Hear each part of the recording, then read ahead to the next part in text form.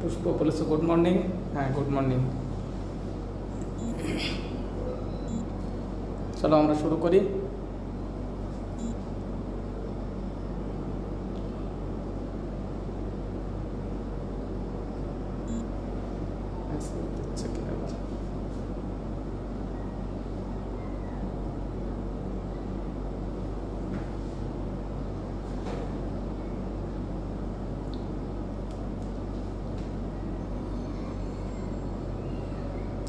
পরে শুরু করি, কারণ সবাই জয়েন হয়নি।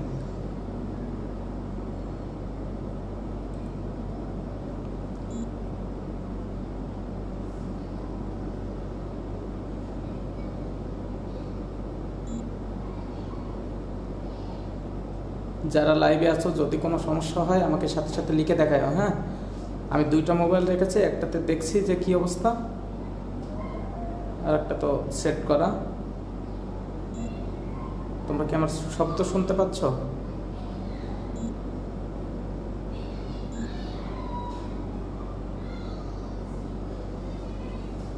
সাউন্ডগুলো শুনতে পাচ্ছ কিনা আমাকে জানাও।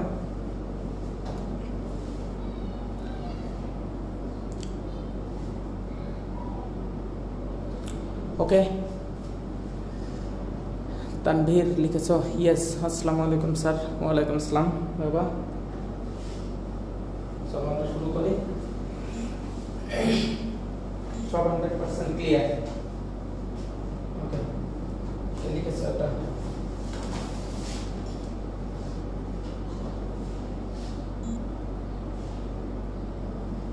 প্রিয় শিক্ষার্থীরা, আমরা আজকে শুরু করতে যাচ্ছি দ্বিতীয় পত্রের চতুর্থ অধ্যায়, অর্থাৎ ইলেকট্রোকেমিস্ট্রি, তড়িৎ রসায়ন। এই অধ্যায়টা সম্বন্ধে তোমাদের আগে কিছু কথা বলে নিই। এটা হলো বইয়ের এমন একটা অধ্যায়, এই অধ্যায়টা পড়ার পর তোমার খুব আফসোস হবে। আফসোস হবে কেন? তুমি তখন মনে করবে, আরে বইয়ের সবগুলো চ্যাপ্টার যদি ইলেকট্রোকেমিস্ট্রি হতো, তড়িৎ রসায়ন হতো, তাহলে আমি প্রথম পত্রের 8টা প্রশ্নের উত্তর করতাম, দ্বিতীয় পত্রেরও 8টা প্রশ্নের উত্তর করতাম, অর্থাৎ সবগুলো প্রশ্নেরই আমি উত্তর করতাম। এই অধ্যায় এতটাই সহজ একটা অধ্যায়। সুতরাং তোমরা এই অধ্যায় মনোযোগ দিয়ে পড়ো, দেখবে তোমাদের খুব ভালো লাগবে। যদি তুমি এই অধ্যায়টা বুঝে পড়ো, তাহলে এই অধ্যায়ের মতো সহজ অধ্যায় বইয়ে আর একটাও নেই। ওকে, আমরা এই অধ্যায়টা শুরু করতে যাচ্ছি। শুরু করার আগে এখানে আমি তোমাদের কিছু যন্ত্রপাতি সম্বন্ধে ধারণা দিয়ে নিই। এক নম্বর হলো, আমাদের এরকম একটা কাজপাত্র লাগবে। আমি বোর্ডটা পরিষ্কার করে নিই। এরকম একটা কাজপাত্র লাগবে। এখন এটা তুমি একটা বিকার ইউজ করতে পারো, অথবা কোনো, শুনতে পাচ্ছ না? ক্লিয়ার শোনা যাচ্ছে স্যার? হ্যাঁ, ওকে। তোমাদের এরকম একটা কাজপাত্র লাগবে। আর লাগবে হলো দুইটা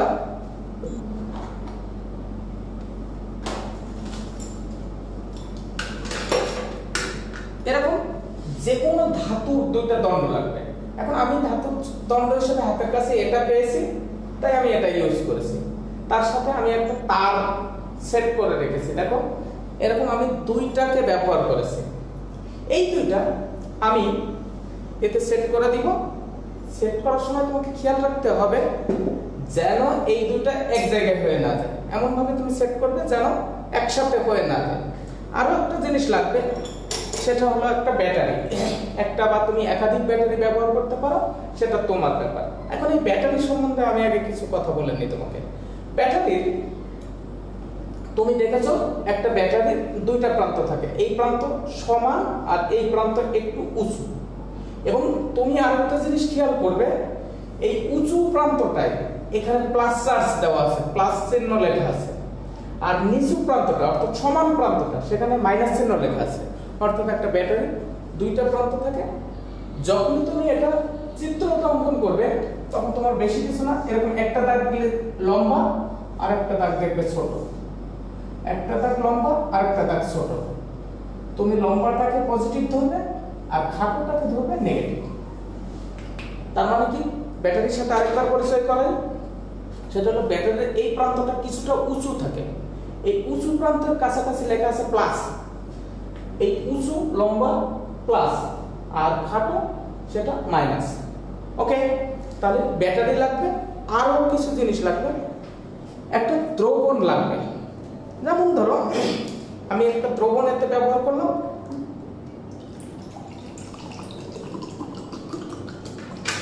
এই একটা দ্রবণ ব্যবহার করলাম। এই দ্রবণটার দিকে তোমার খেয়াল রাখতে হবে যেন এই দ্রবণে অবশ্যই একটা ধনাত্মক চার্জ থাকে, একটা ঋণাত্মক চার্জ থাকে, বা একাধিক থাকতে পারে, সেটা তো সমস্যা না। অবশ্যই পজিটিভ নেগেটিভ চার্জ যেন থাকে, অর্থাৎ এখানে কোনো সমযোজী যৌগ ব্যবহার করা যাবে না। যেমন তুমি যদি এটা চিনির পানি নাও, তাহলে চিনির পানিতে কিন্তু কোনো আয়ন নেই, ধনাত্মক ঋণাত্মক আয়ন নেই, এটা ব্যবহার করা যাবে না। কিন্তু তুমি যদি লবণ পানি নাও, লবণ পানিতে কিন্তু সোডিয়াম আয়ন আছে আর ক্লোরাইড আয়ন আছে, সুতরাং এটা ব্যবহার করা যাবে। যেসব যৌগে আয়ন নেই, আয়নিত হয় না, অর্থাৎ সমযোজী যৌগ, সেগুলো এখানে ব্যবহার করা যাবে না। কিন্তু যেগুলো আয়নিক যৌগ সেগুলো ব্যবহার করা যাবে। ওকে, হ্যাঁ, তো আমি এই যন্ত্রপাতিগুলো একটু সেট করি। দেখো আমি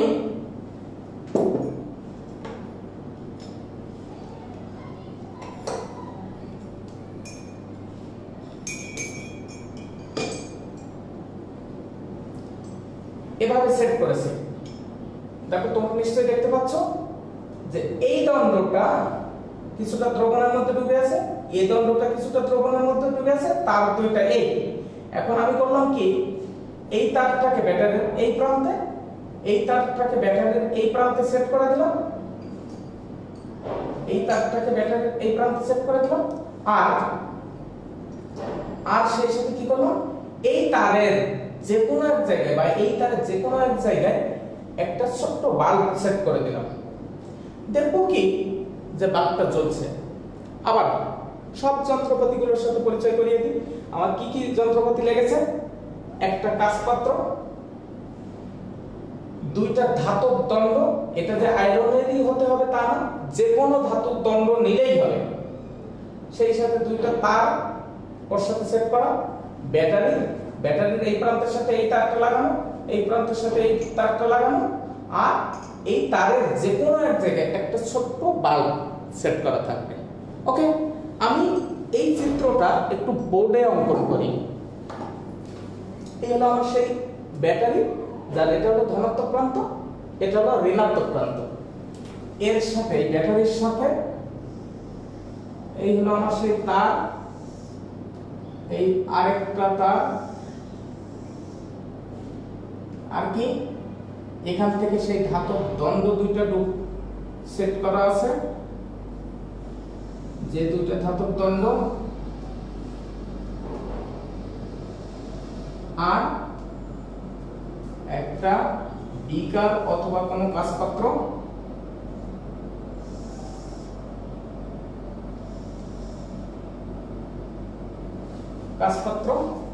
এর মধ্যে একটা দ্রবণ আছে, যে দ্রবণটাতে অবশ্যই ধনাত্মক আয়ন ও ঋণাত্মক আয়ন থাকবে। দেখো আমরা আপাতত পড়ছি হলো ইলেকট্রোকেমিস্ট্রি, তড়িৎ রসায়ন। তড়িৎ রসায়নের দুইটা অংশ আছে, একটা হলো ইলেকট্রোলাইসিস অর্থাৎ তড়িৎ বিশ্লেষণ, আর একটা হলো ইলেকট্রোকেমিক্যাল সেল, তড়িৎ রাসায়নিক কোষ। এটা পরে পড়বো, আপাতত আমরা প্রথম অংশ তড়িৎ বিশ্লেষ্য কোষ পড়তেছে।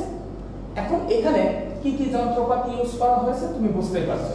এই তারের তুমি হয় এ পাশে অথবা এই পাশে যে কোনো এক জায়গায় তুমি যদি ছোট্ট একটা বাল্ব এরকম করে সেট করে দিতে পারো, দেখবে কি বাল্বটা জ্বলছে। ওকে, এখন তার আগে একটা কথা বলে নি, তুমি একটা কথা মনে রাখবে যে বিদ্যুৎ মানেই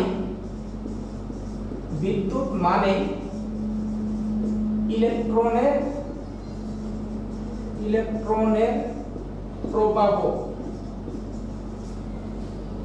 যদি ইলেকট্রন চলাচল করতে থাকে তার মানে বিদ্যুৎ চলাচল করছে। যদি ইলেকট্রন প্রবাহ থেমে যায়, যেমন আমরা তখন বিদ্যুৎ অফ হয়ে যায়, তার মানে কি তারের মধ্যে দিয়ে আর ইলেকট্রন আসছে না, এই কারণেই কিন্তু বিদ্যুৎটা অফ হয়েছে। তো যাই হোক, এখন এখানে নিশ্চয়ই বিদ্যুৎ উৎপন্ন হচ্ছে, যে কারণে বাল্বটা কিন্তু জ্বলছে। এখন কেন এমনটা হলো সেটা আগে বলছো। ধরো তোমার এই দ্রবণের মধ্যে দুইটা আয়ন ছিল, A প্লাস আর B মাইনাস, দুই ধরনের আয়ন আছে। এখন তোমার ব্যাটারির পজিটিভ এর সাথে এই তারটা আটকানো, তার মানে এই তারটা টোটালটা পজিটিভ হয়ে যায় এবং এই দণ্ডটাও পজিটিভ হয়ে যায়, আর এই দণ্ডটা হয়ে যায় নেগেটিভ। তাহলে এই দণ্ডটা পজিটিভ, এই দণ্ডটা নেগেটিভ। এখন যখন এই অবস্থায় থাকে তখন এই দ্রবণের মধ্যে যে দুই ধরনের আয়ন আছে, ধরো অনেকগুলো A প্লাস আছে, অনেকগুলো B মাইনাস আছে, অনেকগুলো A প্লাস আছে, অনেকগুলো B মাইনাস আছে, এই আয়নগুলো থেকে, পজিটিভ আয়নগুলো থেকে আর নেগেটিভ আয়নগুলো থেকে শুধুমাত্র পজিটিভ আয়নগুলো আলাদা হয়ে এই দণ্ডটার কাছাকাছি যায়। এই দণ্ডটার কাছাকাছি তাহলে কারা যায়? এদিক থেকে সব পজিটিভ আয়নগুলো আসে হলো এই দণ্ডটার দিকে, আর নেগেটিভ আয়ন যারা যেখানে যা আছে সব এই দণ্ডের দিকে আসে, এই দণ্ডের দিকে। কেন? কারণ এই দণ্ডটা তো নেগেটিভ চার্জ যুক্ত। তোমরা নিশ্চয়ই দেখতে পাচ্ছ যে এই দণ্ডটা হলো নেগেটিভ চার্জ যুক্ত। নেগেটিভ কখনো নেগেটিভকে আকর্ষণ করবে না, সে পজিটিভকে আকর্ষণ করবে, এটাই হলো স্বাভাবিক। আর এই দণ্ডটা হলো ব্যাটারির সাথে সংযোগটা দেওয়াই হয়, এই কারণে দুইটা দণ্ডকে যদি এখানে ব্যাটারির সাথে সংযোগ না দেওয়া হতো তাহলে কি হতো? এ তো পজিটিভ হতো না, এ তো নেগেটিভ হতো না, শুধু পজিটিভ নেগেটিভ তৈরি করে দেওয়ার জন্য ব্যাটারির সাথে সংযোগ দেওয়া হয়। তো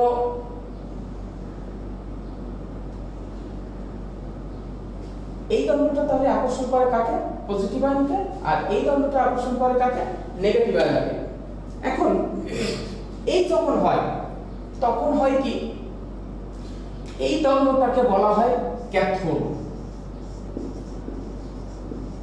কেন ক্যাথোড বলে শোনো? এই ধনাত্মক আয়নগুলোকে, ধনাত্মক আয়নকে বলে ক্যাটায়ন। ক্যাটায়ন তোমরা নিশ্চয়ই জানো যে ধনাত্মক আয়নকে ক্যাটায়ন, এই ক্যাটায়নকে আকর্ষণ করে তাই বলে ক্যাথোড, আর এ অ্যানায়নকে আকর্ষণ করে তাই বলে অ্যানোড। এখন তোমাকে যদি বলা হয় ক্যাথোড কাকে বলে, কি লিখেছো? হ্যাঁ, তোমাকে যদি বলা হয় ক্যাথোড কাকে বলে, তুমি ক্যাথোডের সংজ্ঞা লিখছো। ক্যাথোড কাকে বলে? তুমি বলবে ক্যাথোড তড়িৎ বিশ্লেষণের ক্ষেত্রে যে ধাতব দণ্ড, এই দণ্ডটা একেই ক্যাথোড বলে। এই দণ্ডটাকে, যে ধাতব দণ্ড ব্যাটারির ঋণাত্মক প্রান্তের সাথে যুক্ত থাকে, তড়িৎ বিশ্লেষণের ক্ষেত্রে যে ধাতব দণ্ড ব্যাটারির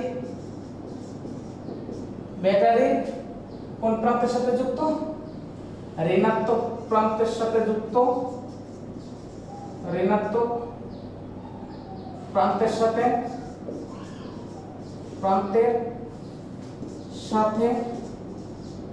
যুক্ত এবং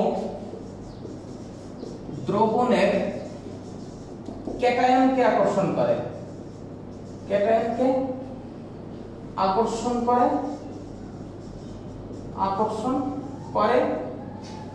তাকে ক্যাথোড বলে। তাহলে কি বললাম? তড়িৎ, এই দণ্ডটাকে আমরা ক্যাথোড বলছি, তাই তো? তড়িৎ বিশ্লেষণের ক্ষেত্রে যে ধাতব দণ্ড ব্যাটারির ঋণাত্মক প্রান্তের সাথে যুক্ত এবং দ্রবণের ক্যাটায়নগুলোকে আকর্ষণ করে তাদের ক্যাথোড বলে। এখন যদি তোমাকে বলা হয় যে অ্যানোড কাকে বলে, অ্যানোড, তার মানে তুমি এটা বর্ণনা দেবে, বলবে কি যে তড়িৎ বিশ্লেষণের ক্ষেত্রে যে ধাতুর দণ্ড ব্যাটারির ধনাত্মক প্রান্তের সাথে যুক্ত এবং দ্রবণের অ্যানায়নকে আকর্ষণ করে, ঋণাত্মক আয়নকে আকর্ষণ করে, তাকে অ্যানোড বলে। তাহলে তড়িৎ বিশ্লেষণের ক্ষেত্রে যে ধাতুর দণ্ড ব্যাটারির এই দণ্ডটা ক্যাথোড ঋণাত্মক প্রান্তের সাথে যুক্ত এবং দ্রবণের ক্যাটায়নকে আকর্ষণ করে, তাকে বলা হয় ক্যাথোড। আর তড়িৎ বিশ্লেষণের ক্ষেত্রে যে ধাতুর দণ্ড ব্যাটারির ধনাত্মক প্রান্তের সাথে যুক্ত এবং দ্রবণের অ্যানায়নকে আকর্ষণ করে, তাকে বলা হয় অ্যানোড। এখন এখানে আসলে হয় কি শুন, এটা আমি মুছে দিই। ক্যাথোড অ্যানোড এখানে হয় কি শুন, এই যে অ্যানায়ন, এই অ্যানায়নগুলো দ্রবণের মধ্যে যত অ্যানায়ন আছে আস্তে আস্তে এই অ্যানোডের গায়ে যায়। এই ধরো সেই দণ্ডটা এই দণ্ডের গায়ে আসে, এসে তার এই যে অতিরিক্ত মাইনাস চার্জ মানে অতিরিক্ত ইলেকট্রন আছে, ওই কয়টা ইলেকট্রন সে দান করে। এর ক্ষেত্রে তাহলে বিক্রিয়াটা কি হয়? অ্যানোডের বিক্রিয়া, অ্যানোডের বিক্রিয়া কি হবে? এই বি মাইনাস সে যাবে কোথায় যাবে? এই দণ্ডের গায়ে। ধরো এটা যদি হয় সেই অ্যানায়ন, এ আসবে, এসে এর গায়ে আসবে, এসে ইলেকট্রনটা এর গায়ে ছেড়ে দেবে। তো এই বি মাইনাস তার ইলেকট্রনটা সে ত্যাগ করে বি তে পরিণত হয়। এই ইলেকট্রনটা তারের মধ্য দিয়ে, ব্যাটারির মধ্য দিয়ে এই প্রান্তে চলে আসে এবং এই দণ্ডে চলে আসে। এ আয়ন পজিটিভ আয়ন তখন ওখানে যায়, এর গায়ে যে সে যে ইলেকট্রন গ্রহণ করে। ক্যাথোডের বিক্রিয়া, ক্যাথোডের বিক্রিয়া কি এ প্লাস সে যে ইলেকট্রন গ্রহণ করে এ তে পরিণত হয়, হয়ে ওর গায়ে আটকে থাকে। ওকে,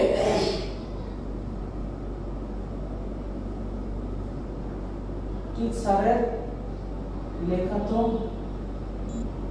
আবার একটু, ওকে, যদি কোনো সমস্যা হয় আমাকে লিখে জানিও, আমি সেভাবে চেঞ্জ করব। ওকে, তাহলে তড়িৎ বিশ্লেষণের ক্ষেত্রে সবসময় ক্যাটায়ন ইলেকট্রন গ্রহণ করে, অ্যানায়ন ইলেকট্রন ছাড়ে। তোমাকে আমি আগেই বলেছি যে দ্রবণ এখানে ব্যবহার করতে হবে, সেই দ্রবণে অবশ্যই দুই ধরনের আয়ন থাকতে হবে, ক্যাটায়ন থাকতে হবে, অ্যানায়ন থাকতে হবে। ক্যাটায়নগুলো যে ক্যাথোডে যে ইলেকট্রন গ্রহণ করবে আর অ্যানায়নগুলো ইলেকট্রন ত্যাগ করবে। এখন আমার এখানে একটা কথা আছে, সেটা হলো ধরো তুমি এখানে এমন একটা পদার্থ ব্যবহার করেছো যার যোজনী হলো 2, এগুলোর যোজনী হলো 2, তখন সে কি করবে? সে তখন দুইটা করে ইলেকট্রন গ্রহণ করবে। আবার ধরো বি এমন পদার্থ গ্রহণ করেছো, এমন পদার্থ তুমি নিয়েছো যার যোজনী হলো 2, তাহলে কি হবে? সে দুইটা করে ইলেকট্রন ত্যাগ করবে, দুইটা করে ইলেকট্রন ত্যাগ করবে। ঠিক আছে, যদি এমন একটা পদার্থ আমি গ্রহণ করেছি, এখানে নিয়েছি যে দেখো m plus m n plus, যেহেতু এটা প্লাস তাহলে সে কি করবে? সে নিশ্চয়ই প্লাস চার্জ, তাহলে নিশ্চয়ই সে ক্যাথোডে যাবে। আবার ধরো এখানে এমন জিনিস ব্যবহার করেছে x n মাইনাস, নিশ্চয়ই এ যাবে হলো অ্যানোডে, এ যাবে ক্যাথোডে। এখন যে তাহলে ক্যাথোডের বিক্রিয়া কি হবে? ক্যাথোডের অ্যানোডের বিক্রিয়া কি হবে? এ যাবে, যে কয়টা ইলেকট্রন ত্যাগ করবে তা তার যোজনীর উপর ডিপেন্ড করে। অ্যানোডে কয়টা ইলেকট্রন ত্যাগ করবে তা যোজনীর উপর ডিপেন্ড করে। স্যার একটু, হ্যাঁ, যদি এর যোজনী n হয় তাহলে সে nটা ইলেকট্রন ছাড়বে, x n minus minus n electron x।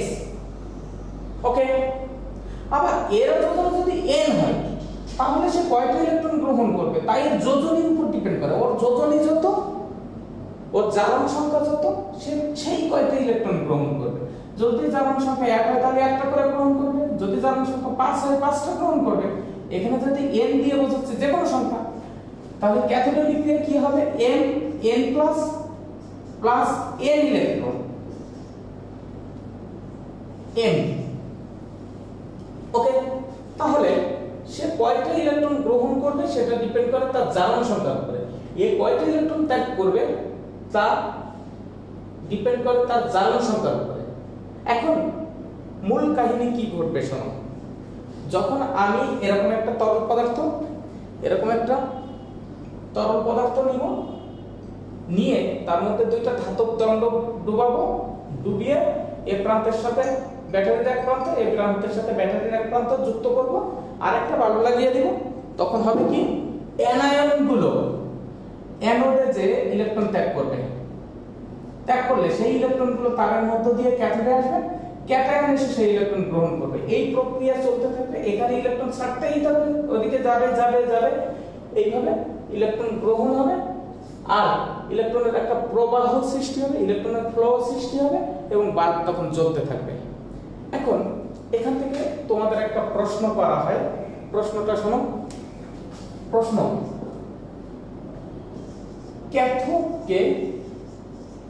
ক্যাথোডকে বিজারণ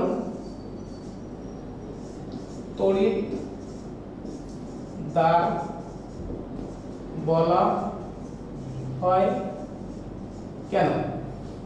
এই প্রশ্নের উত্তর যখন তুমি লিখবে তখন তুমি লিখবে কি, ক্যাথোডকে বিজারণ স্যার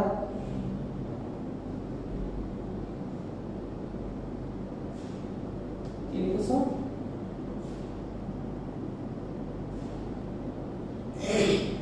ওকে, ক্যাথোডকে বিজারণ তড়িৎদ্বার বলা হয় কেন? এই প্রশ্নের উত্তর যখন তুমি লিখবে, প্রশ্নটার উত্তর লিখতেছি, তুমি প্রথমে ক্যাথোডের সংজ্ঞা দাও। প্রথমে ক্যাথোড বলে ক্যাথোডের সংজ্ঞা দাও। বললে কি, তড়িৎ বিশ্লেষণের ক্ষেত্রে যে তড়িৎদ্বার ব্যাটারির ঋণাত্মক প্রান্তের সাথে যুক্ত এবং দ্রবণের ক্যাটায়নকে আকর্ষণ করে তাকে ক্যাথোড বলে। এবার বললে তড়িৎ সংজ্ঞা দেওয়ার পরে এবার কি লিখলে? এবার বললে যে দ্রবণের ক্যাটায়ন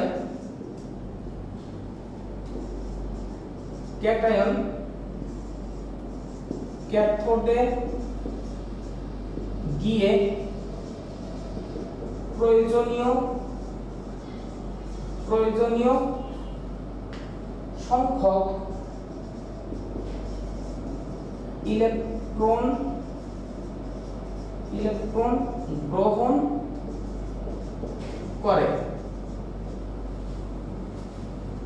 ক্যাথোডে গিয়ে প্রয়োজনীয় সংখ্যক ইলেকট্রন গ্রহণ করে।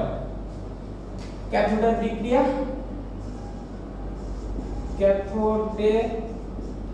বিক্রিয়া কেমন হবে? আগে যে বিক্রিয়াটা লিখেছিলাম, n plus n electron m।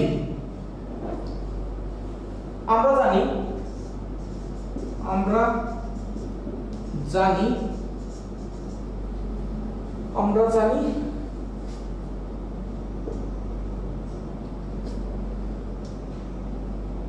Electron গ্রহণ হলো বিজারণ বিক্রিয়া।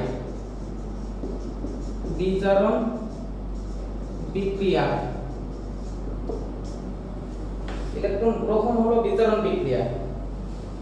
যেহেতু ক্যাথোডে বিজারণ বিক্রিয়া সম্পন্ন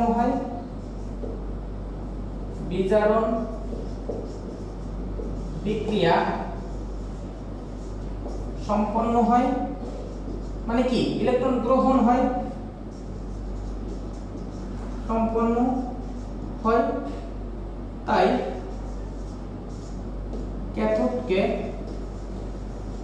ক্যাথোডকে বিজারণ তড়িৎদ্বার বলা হয়।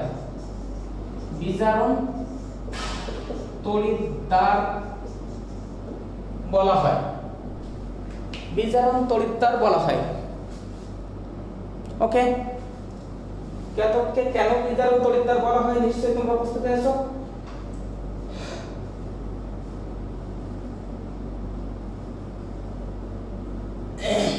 ওকে, তাহলে কি আরেকবার বলি এই প্রশ্নটার উত্তর, ক্যাথোডকে বিজারণ তড়িৎদ্বার বলা হয় কেন?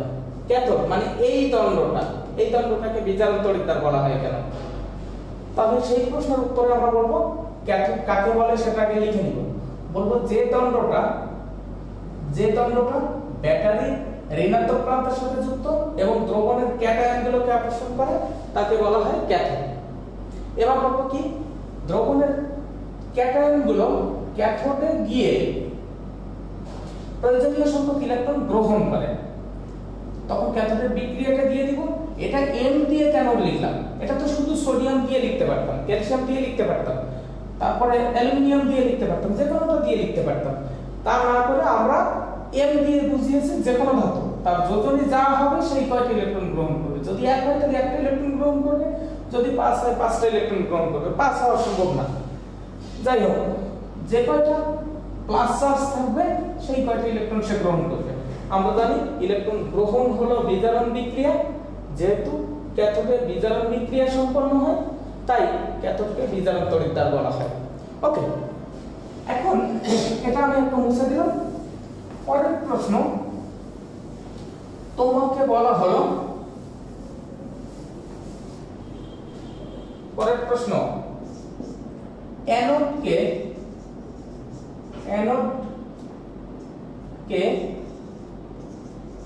জারণ তড়িৎদ্বার বলা হয় কেন? তার আগে একটু বলি তড়িৎদ্বার এই কথাটা আগে মানে বুঝতে হবে। এই ক্যাথোড আর অ্যানোড যে দুইটা দণ্ড আমরা ব্যবহার করেছি, ক্যাথোড আর অ্যানোড এই একটা দণ্ড ব্যবহার করেছি, এই একটা দণ্ড ব্যবহার করেছি, এই দুইটাকে বলা হয় দুইটা তড়িৎদ্বার। ওকে, তো এই দণ্ডটাকে কেন জারণ তড়িৎদ্বার বলা হয়? এটাকে বলা হয় বিজারণ তড়িৎদ্বার, কারণ এখানে বিজারণ বিক্রিয়া সম্পন্ন হয়, এর ক্ষেত্রে জারণ বিক্রিয়া সম্পন্ন হয়, তাই জারণ তড়িৎদ্বার বলা হয়।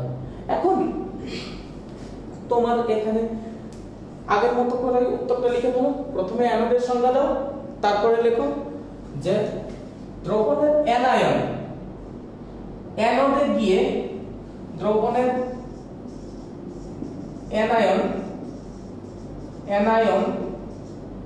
অ্যানোডে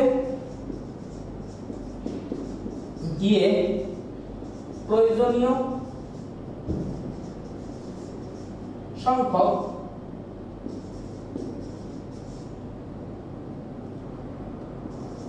ইলেকট্রন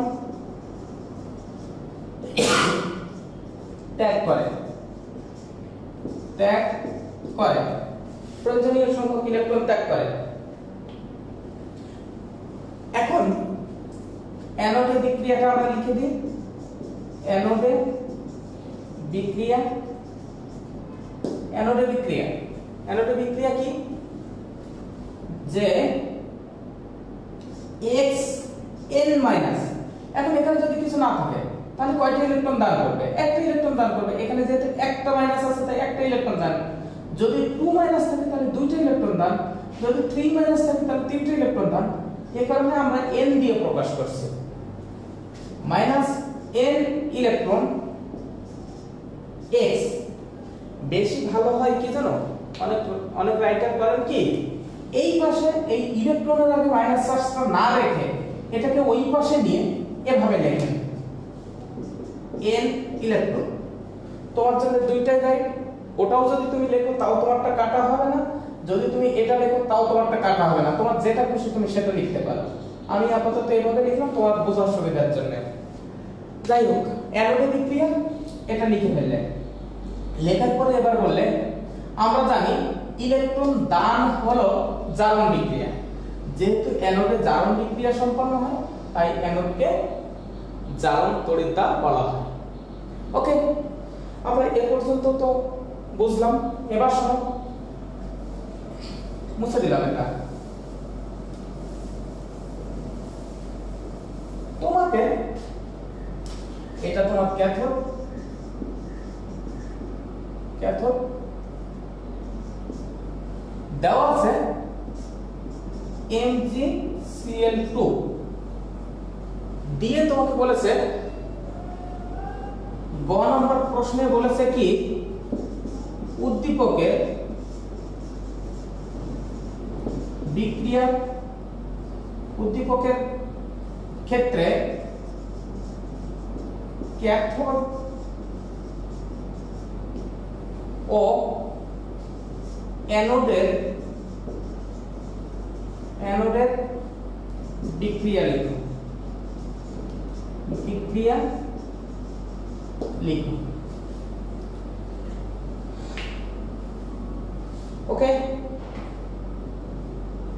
স্যার, কমেন্ট পড়ে না, পড়ে বাবা পড়ে, তবে সবগুলো করতে গেলে তো সমস্যা। মালিহা লিখেছো স্যার, নিচে লেখা দেখা যাচ্ছে না। ওকে, নিচে আর লিখবো না।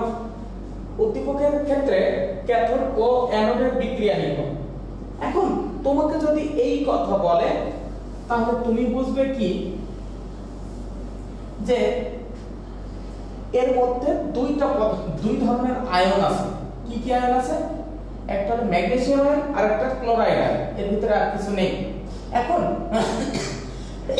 ম্যাগনেসিয়ামের যোজনী কিন্তু Mg2+, আর ক্লোরাইডের যোজনী কিন্তু 1-।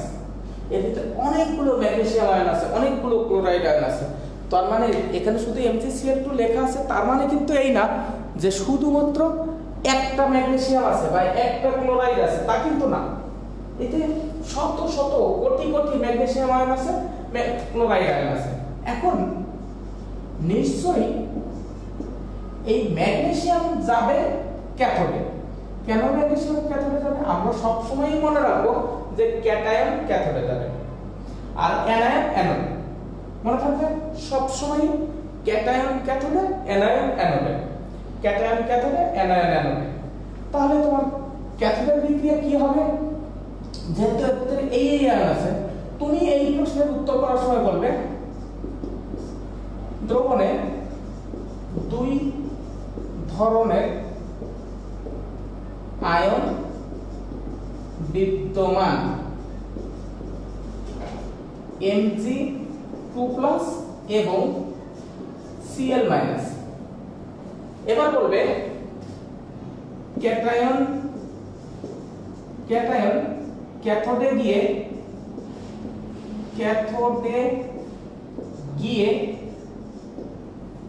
ইলেকট্রন গ্রহণ করবে, ইলেকট্রন গ্রহণ করবে। ক্যাটায়ন ক্যাথোডে গিয়ে ইলেকট্রন গ্রহণ করবে। এবার লিখবে ক্যাথোডে বিক্রিয়া, ক্যাথোডে বিক্রিয়া, ক্যাথোডে বিক্রিয়া কি হবে? এই Mg2+। এখন তুমি আমাকে বলো যে কয়টা ইলেকট্রন সে গ্রহণ করবে। এখানে তার যোজনী জারণ সংখ্যা দেখেই তুমি বুঝতেছো যে সে কয়টা ইলেকট্রন গ্রহণ করবে। সাথে সাথে বলবে স্যার এটা দুইটা ইলেকট্রন গ্রহণ করবে, 2 ইলেকট্রন প্লাস Mg। সুতরাং এটা হলো সেই ক্যাথোডের বিক্রিয়া। এবার বলবে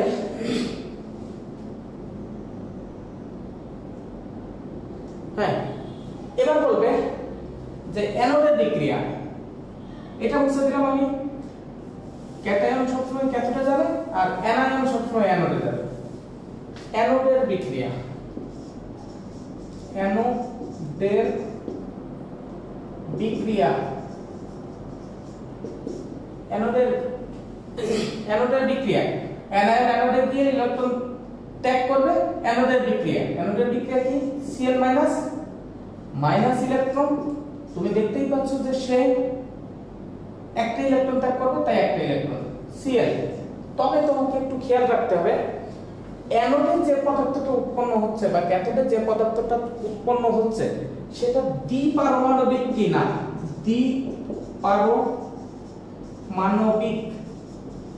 দ্বিপারমাণবিক কিনা? দ্বিপারমাণবিক আছে 7টা। Hydrogen, oxygen, hydrogen, nitrogen, oxygen, fluorine, chlorine, bromine আর আয়োডিন। এই 7টা পদার্থ হলো দ্বিপারমাণবিক, অর্থাৎ এরা সবসময় দুইটা দুইটা পরমাণু একসাথে যুক্ত অবস্থায় থাকে।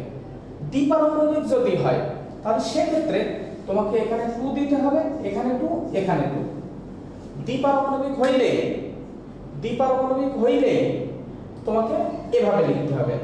ওকে, তাহলে অ্যানোডের বিক্রিয়া কি হবে বুঝতে পেরেছো? কার ক্ষেত্রে এরকম 2 দিব, এই 7টার কোনটা যদি উৎপন্ন হয় তাহলে তখন আমি 2 দিব। ওকে, তাহলে এটা কিন্তু একটা জারণ বিক্রিয়া, অ্যানোডে জারণ বিক্রিয়া সম্পন্ন হয়, ক্যাথোডে বিজারণ বিক্রিয়া। আরেকটা প্র্যাকটিস করি। ধরো তোমার এখানে লেখা আছে